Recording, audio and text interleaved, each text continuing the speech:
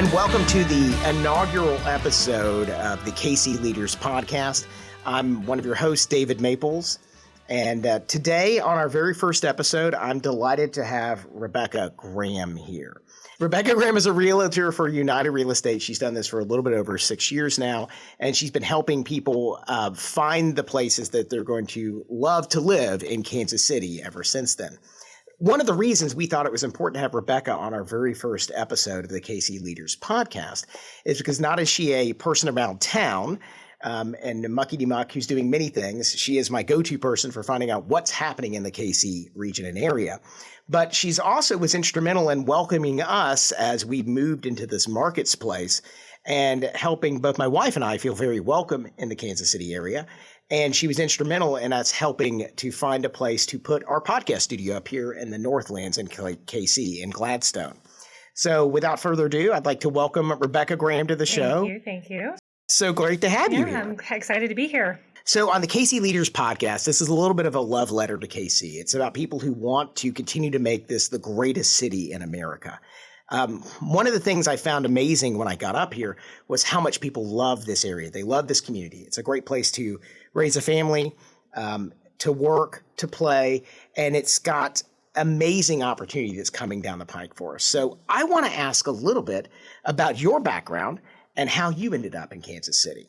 Gosh, it's kind of a long story, but the short version is back in 2003, I was living in Ohio, and I lived in multiple states. I'm actually from St. Louis originally, so not too far, but I've lived in California, I've lived in Ohio, and I was ready for a change in 2003, and I was looking for places to go. I didn't necessarily need to stay in Ohio, and so when I started doing some research, I wanted to be close to home, but not too close to home. So not in St. Louis, but close enough I could get there in a few hours. And so I started checking out Kansas City, and I just got a feeling. I was like, that feels like the right place. And so I actually made an attempt to move here in 2003, and due to some unforeseen circumstances, I was not able to accomplish that. But I tried again in 2005 and was successful. But that interim of 2 years, I did come here, and I actually met my future husband. So it really turned out that this was where I was meant to be, and I've been here ever since. And this is the longest I've lived anywhere, and it's definitely home for me. So I could say to the audience members that Kansas City is a great place to find a great husband. It worked for me. Okay. That's important. So ladies, if you're out there listening, and gentlemen in the audience, if you'd like to be on the podcast, please let us know. They're waiting. So that being said, so now tell us about how you got into real estate and what do you find most rewarding about that? Real estate was something that I actually had some friends that they participated in, and they kept telling me, you'd be a great realtor, you'd be a great realtor. But I had another business that I was running, and it was very full. And unfortunately, COVID caused some issues with that business, and I had to kind of look at some other ways to diversify. And so I went ahead and jumped into real estate, and it allowed me to be flexible with both businesses. And then, of course, COVID killed the other business, and I doubled down on real estate.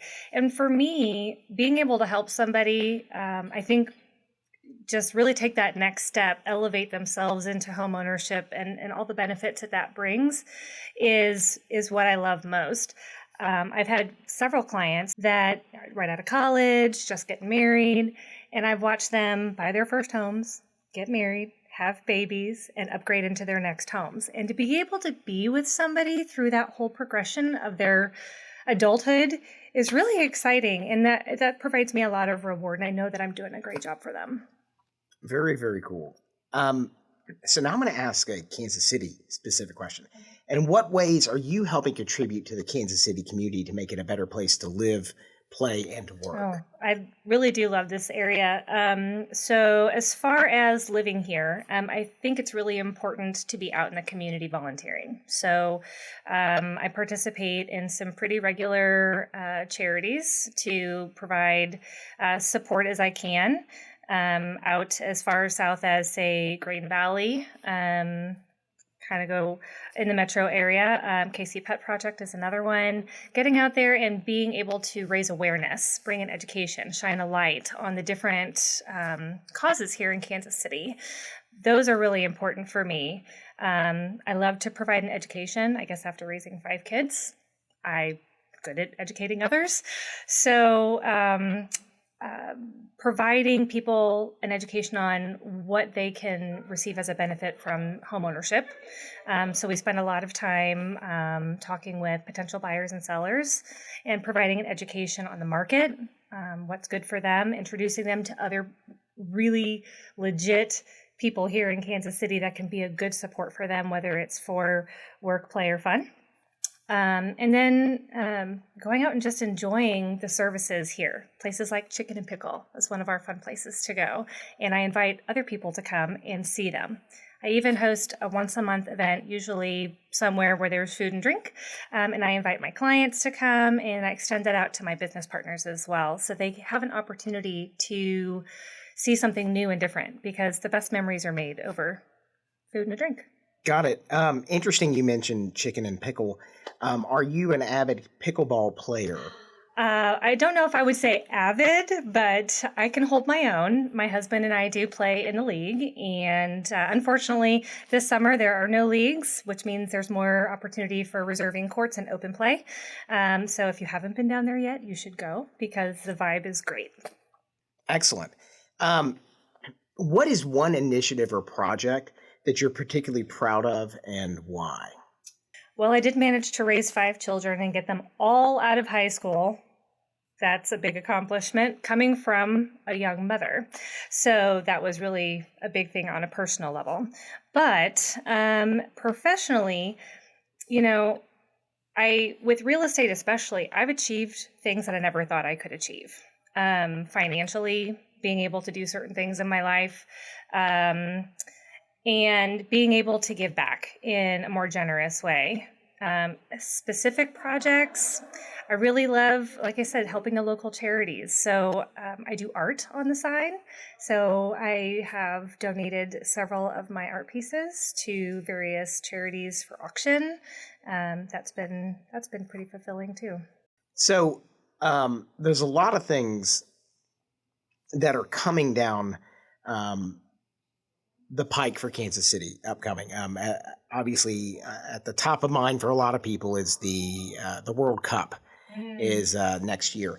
Yes. What unique opportunities or challenges do you see for Kansas City in the upcoming years? Well, I think we're going to grow. We've already been growing, but I think if we're not careful, we're going to have so much hit us so quickly, we may not be able to manage it well. I can remember when the Royals won the World Series and people just flocked to downtown in that first parade. It was kind of a cluster.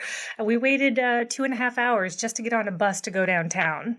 And then we missed most of it and we couldn't hear anything. So we've learned from that because, well, we keep winning really big titles. So as we have the World Cup coming, I think we've known about it long enough that we've really been working hard to create a good infrastructure to support the influx of people. I know businesses have been getting prepared. We've got our streetcar that is free. I think a lot of people are going to the airport is open now. So I think as we get closer to those types of events, we're really going to see a ramp up. And I think we're capable, but it's going to be a lot, right? It's a lot of influx, but it's a really great stage for Kansas City to be on. People from all over the world are going to see it. Something I wanted to hit on this a little bit is, obviously preparing for those changes. The infrastructure challenges are real, and I don't want to deny that. How do you think that Kansas City can approach or look at those things ahead of time? Like, how can we look at this and be mindful of it in a way that helps us kind of catapult ourselves up kind of the ranks of the cities in the U.S., et cetera? What things can we do to better prepare ourselves as Kansas Cityans? Oh, well, my number one rule is just be kind, be patient. There is a lot of people that are going to be coming who have absolutely no idea what to expect, and there will be longer than usual waits, lines, and things like that. So just first be kind and be a good human and understand that everyone's going through different things.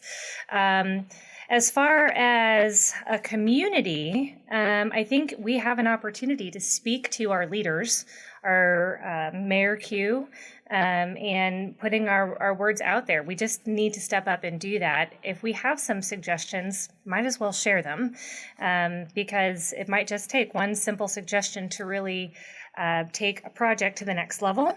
And we have the time right now to implement. So I would just say speak your voices and speak them kindly. You mentioned the fact that the new terminal at the airport, I guess it's like a brand new airport. It's a whole new airport. So it's lovely. I've been there several times. What do you think that means for Kansas City?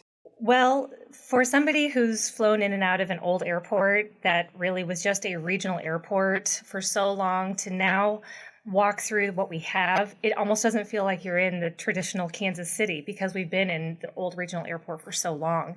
It really feels like we've leveled up. We've just, upped our game, and it is inclusive. It is innovative. It is beautiful to look at, and it is efficient. There was a lot of concern. I totally get it. It's something new and something new to learn. There's always going to be some hiccups and bumps at the beginning. But as we go and we use this airport, I think a lot of people are going to find that it's actually very easy and pleasurable to be there. I mean, all the best food is there. They have an 8,000 square foot barbecue experience. Folks will be leaving Kansas City, arriving at their destinations, smelling like barbecue. I think it's fantastic. I know it's our first episode and I don't want us to get canceled right now, but I need to ask a question. Mm-hmm.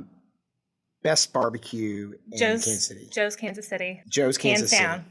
Everything? The brisket, the burn ends, what? Is it everything? So I'm really partial to burn ends. Smokehouse has a really good burn end. There's a brand new one in North Kansas City, just close to Chicken and Pickle, called F325. And they've got a really unique mix of flavors, Kansas City, Virginia style, and Texas. So, I mean, yeah, it's kind of an interesting flavor.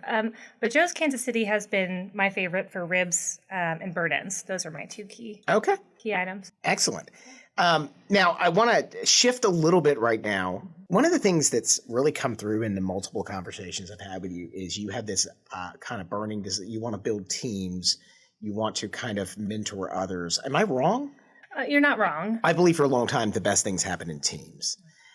How do you personally approach collaboration and fostering unity within your field, within real estate? Well, there's a lot of misconceptions about real estate and how it is. And for me personally, I feel like I can learn from other realtors. It doesn't have to be cutthroat. It doesn't have to be, I'm better than you. It doesn't have to be, I do more volume than you. The bottom line is we each have unique skills and things that we enjoy doing within our industry. And what somebody else might enjoy that I don't, well, I can learn from them and maybe learn how to do it a little bit better. So for me, collaboration is really important. I network regularly with other realtors. I think it's important to be able to hear their experiences. That way, if I have a similar experience, I have somebody I can go to and I can lean on and say, hey, how did you handle this? And we can help each other. And I really feel going from that perspective, we can all improve. I'd rather, rising tides lift all boats. I'd rather have that mentality. I personally believe that that's a great thing, not just in real estate. I think that's a great thing for Kansas City as a whole. Agreed. Because as we all rise together. So can you share a personal experience or a lesson that has significantly shaped your career or perspective? Like, what is something personal, for a minute, that really has shaped how you look at things? Well, I was a young mom and I had to work really hard. And if it weren't for the graciousness of other people who had gone before me, who took the time to recognize, hey, she's making an effort. She's trying to improve herself. She's trying to improve her family. She's trying to improve those around her. And they poured into me knowledge and time, which is priceless. And so in several cases in real estate, people who were not in my brokerage, people who had absolutely no reason to help me, were kind and patient and willing to sacrifice some things so that I could step up in the lead and learn. And because of that, it really showed me kind of the right way to do things, because it can be very cutthroat, and that's unfortunate. Some people are just motivated differently, and that's okay. Everyone can be different. But it has allowed me to stay very true to what I believe is client appreciation, and it doesn't end when the transaction is over. And because I have learned from other people pouring into me their knowledge and wisdom, I am able to now gift that forward, pay it forward to some other folks who are wanting to do business through referral and taking care of people, just taking care of people in general. What is one actionable piece of advice you'd like to share with our listeners that they can either do to make their business better or make Kansas City better? I mean, what is one thing you'd like to say, hey?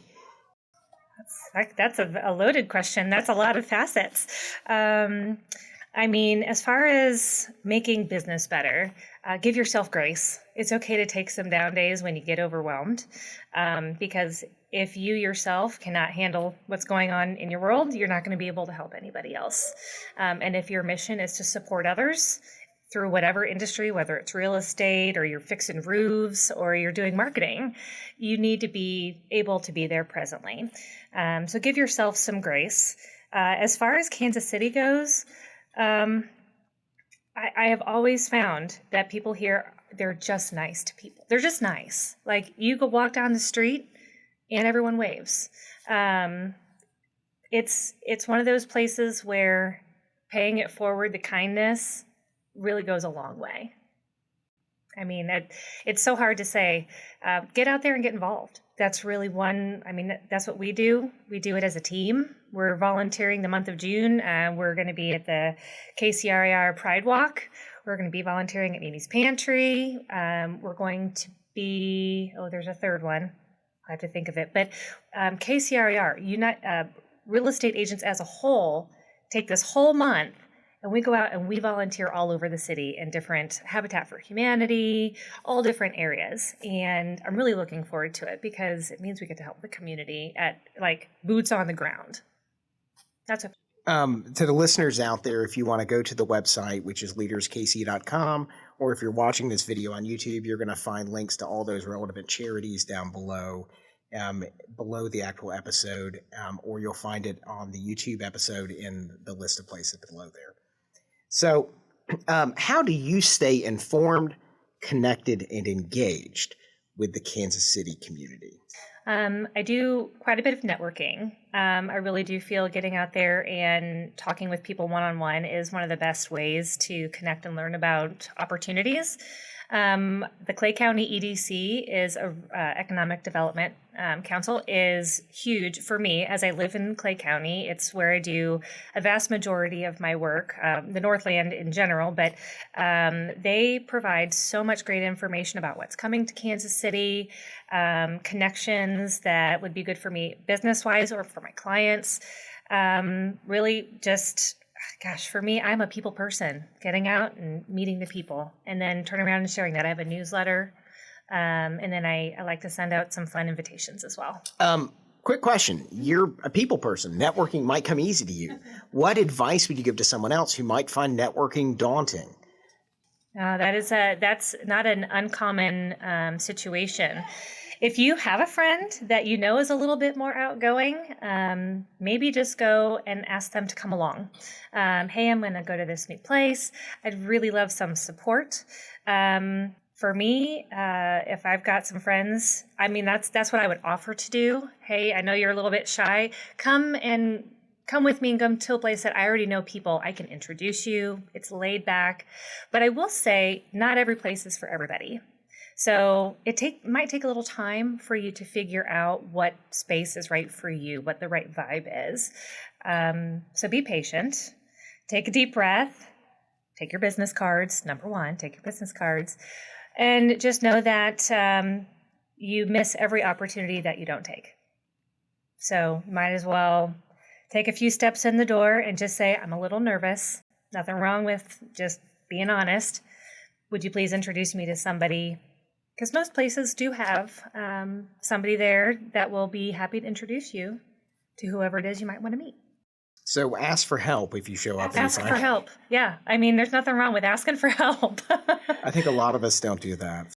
Yes, I've been there. It's kind of a thing. So, what do you most love about Kansas City, and what makes us stand out versus other cities you've been to? We have just a really great mix of big town with little town feel. And I think that closeness that you have with the city itself, I can't go anywhere without running into somebody I know. And that is all four corners of Kansas City, the whole metro. I can run into somebody. But then again, I also get out there quite a bit. So that is probably one of the things I love the most, is that you can go just about anywhere and run into a friend. But we have so many great things to do here. There's sports, there's art, there's technology. I mean, the vibe is just such a nice mix. You can't go wrong. Are there any local leaders or influencers in Kansas City that inspire you? If so, who are they, and why do they inspire you? So I will say Lynn Van Meter. She is with Remax. She was actually the realtor that I used when I bought my current home back in 2009. I had zero clue what being a realtor was. I didn't have no desire to be a realtor at that point.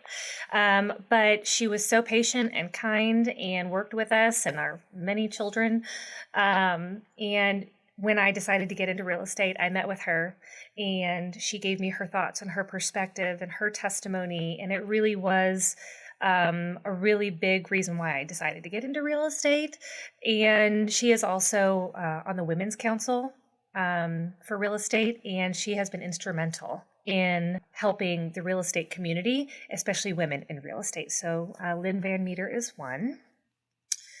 Jay Swearingen is another person who has been a big influence in my life. I've podcasted with him, but he's another realtor, and we have great business chemistry. So we know how the other works, and we can bounce ideas off each other as far as how to build business. And with his background in politics, and he's served, I believe it was Army. I could be wrong on that, but he has served, and I'm a military relocation specialist, so for real estate. So that's important to me to be able to have those connections. He's got just a different perspective, and he's a teacher as far as real estate goes.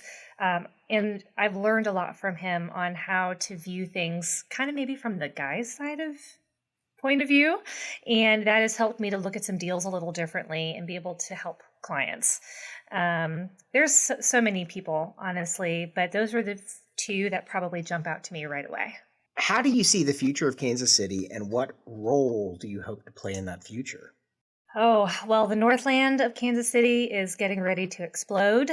There's some really big projects that are going to bring lots of business, lots of community, lots of opportunity, and I really want to be kind of at the forefront of that. Obviously, the more retail and commercial you bring into it, the more people you're going to have to bring into it. And while we do have a small enough city, folks can commute from south or wherever, we're going to have to put more residential homes here in the Northland. And I really have been hoping to maybe meet up with some builders that would be interested in partnering and allowing us to provide the real estate services for their new construction.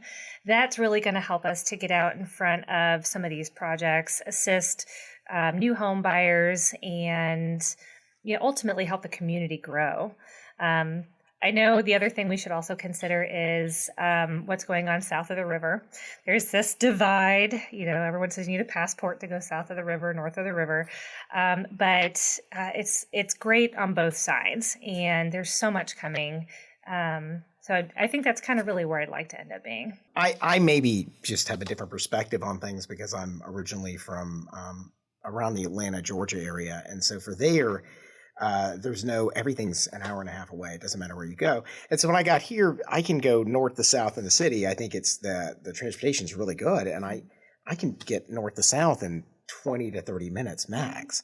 And so it doesn't seem to me like there's any reason for there to be like some kind of barrier. Yeah, I just don't know. I just don't understand. Well, I get, if this is what you've lived in the whole time, 30 minutes seems far, right? But there are some things that the south side of Kansas City, Johnson County, or the Kansas side tends to get that maybe the Northland doesn't have yet. So it always feels like, oh, we have to drive all the way down there, when really it's not that far. It really isn't. We're a small enough city. You can commute. I mean, I have several clients, military clients that are stationed at Fort Leavenworth, but they live in Smithville. I mean, geographically, that looks like a long drive, but it's all highway. So you can get from point A to point B in 30 minutes. You mentioned some of these projects coming into the Northlands in particular. Are there any that you're really excited about? Or I know that supposedly Meta bought, I think, 1,000 acres up here north in the city. Meta's putting in their center that's already under construction. It's a ridiculously large area. The 587 project is at the intersection of 152 and 435. So you add that up, you get 587. Got it. And so it is really a way to enhance Clay County, the Northland, starting kind of at the south side of 435, right as you come into Clay County near Worlds of Fun. And they're working to really fill up that corridor, that 435 corridor north up into the 152 area, and even just a little further north. I don't know if that'll stretch all the way to Smithville, but I wouldn't be surprised. That project is probably what excites me the most because Northland is my backyard. I know it backwards and forwards all over, and that's where I love to serve my homeowners, but I go everywhere. But I think that project specifically is going to bring to the Northland what maybe Johnson County and the South Kansas City area already has. So we're really going to be putting that up here as well. And it just looks like the ideas, the concepts are pretty powerful. I think it's really cool. I think there's a lot of things happening here. There's a lot of energy in the city around this. What steps would you suggest as someone who wants to make a difference in Kansas City? What steps should they take to get involved? Well, I would start with, what are you passionate about?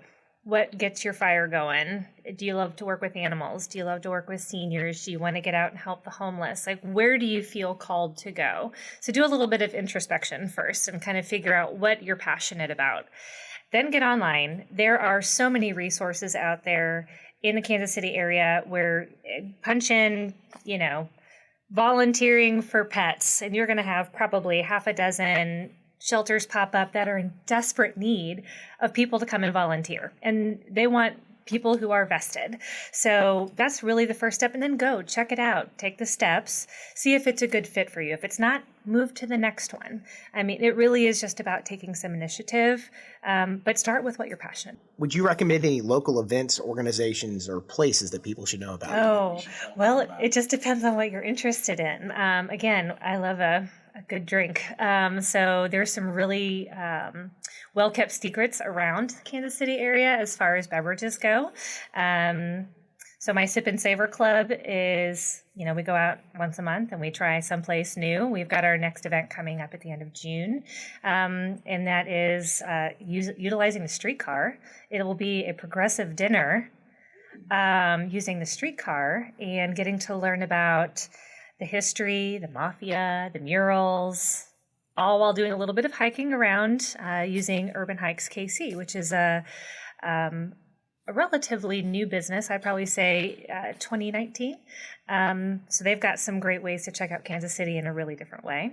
If you want a good stiff drink, Swordfish Tom's. It's down in Crossroads. Chicken and Pickle is a go-to, but there's now two of them in the Northland. Well, one in the Northland and one in Overland Park, so go check that out. I swear Chicken and Pickle did not pay me for this, but they get enough of my money. Gosh, I mean, the arts in general, going downtown and checking out Kaufman, the art center down there. There's just about anywhere you go, you can find something really fun to enjoy. So how can listeners get involved? Or I think you have a newsletter that people can subscribe to, correct? So yeah, they can find me at keyhomeskc.com, and on there they can connect with me and put their information in, and I can add them to the newsletter. It goes out once a month. It talks about what's happening around town. Obviously, I can't list them all, but Visit KC.com is one of the websites that I go to, and it will pull up different activities for the weekend, the month, whether it's family friendly or adult, if it's drinks or more of a physical activity. So that's a great resource to go to find different things to do. Is there anything else you'd like to add before we sign off today? I mean, I hate to do the shameless plug of if you know anybody wanting to buy or sell, but there's never a hurt for that. But we do want to educate people on real estate so they know their options. And Kansas City is great. I've lived here since 2005. It's where I raised my children. It felt like home pretty darn quick. I was drawn here, and this is probably where we're going to stay. And so I love it. Well, I'd like to thank you, Rebecca, for being on the show today. You can find her. We're going to list all her social media platforms, et cetera, in the below the video or on leaderskc.com. And you can also find her at keyhomeskc.com. Rebecca, thank you for being on the show today. Thanks for having me. I appreciate it. Thank you. Thank you for listening to the KC Leaders Podcast. Please remember to like, share, subscribe, and leave a review wherever you listen. For more information about this podcast, you can visit kcleaderspodcast.com. And don't forget to check out our other great podcasts like The Buck Stops Here, streaming now on all major platforms and at thebuckstopsherepodcast.com.